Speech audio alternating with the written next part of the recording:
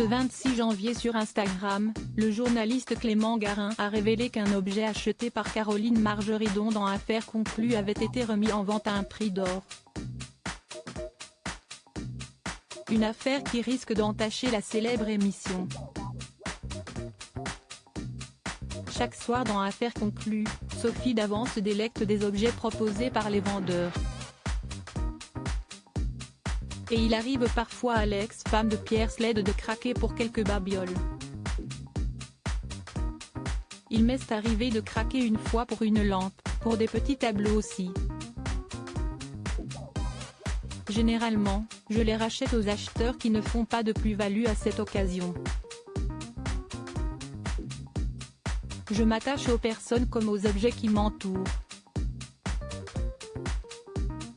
Depuis que je fais cette émission, j'ai beaucoup appris, comme par exemple à repérer l'exceptionnel, confiait récemment la compagne de William Lémergie à Téléstar.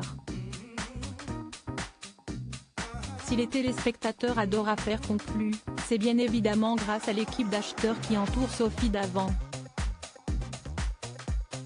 Pierre-Jean Chalençon a longtemps fait partie du programme, où l'on retrouve également Stéphane Van Neudenhoven, Julien Cohen ou encore Caroline Margeridon. Et l'ambiance n'a pas toujours été amicale entre les deux blondes du programme. Pendant 2 ans exactement, la mère de Nicolas et de Valentine n'a pas adressé la parole à la pro des brocantes. On était tellement différentes l'une de l'autre qu'on avait certainement rien à se dire, révélait Sophie Davant chez Téléstar.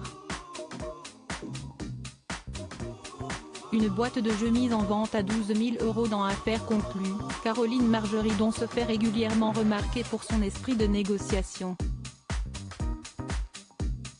Intransigeante, l'antiquaire sait flairer la bonne affaire et n'hésite jamais à proposer des prix bien loin de ceux espérés par les vendeurs. Mais ce jeudi 26 janvier sur Instagram, le journaliste Clément Garin a révélé qu'un objet acheté par Caroline Margeridon a été remis en vente à prix d'or. Vous vous souvenez de cette boîte de jeux du 18e vendue dans un prime d'octobre d'Affaires conclues? Son acquisition par Caroline Margeridon avait fait polémique, elle l'avait négociée à 700 € alors que la vendeuse en réclamait 4 fois plus. Elle a finalement été achetée par la suite 4 200 € par Paul Azzopardi.